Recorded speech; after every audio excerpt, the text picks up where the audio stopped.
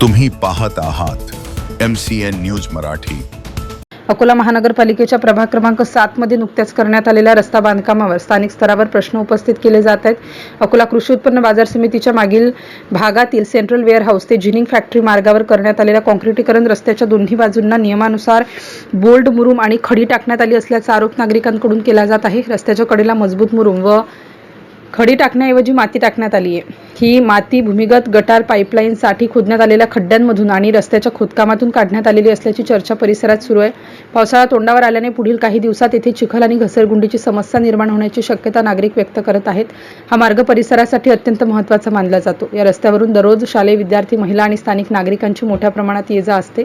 तसेच सेंट्रल वेअरहाऊसकडे जाणाऱ्या जड वाहनांची वाहतूकही सतत सुरू असते। त्यामुळे रस्त्याच्या कडांची मजबूती आणि सुरक्षेबाबत चिंता व्यक्त केली जात आहे। या भागात माजी नगरसेवक व विद्यमान आमदार साजिद खान पठाण यांचे निवासस्थान असून विविध पक्षांचे लोकप्रतिनिधी या प्रभागात सक्रिय आहेत। मात्र एवढ्या लोकप्रतिनिधींची उपस्थिती असतानाही रस्ता बांधकामाच्या गुणवत्तेबाबत प्रश्न उपस्थित होत असल्याने नागरिकांमध्ये नाराजी व्यक्त केली जात आहे।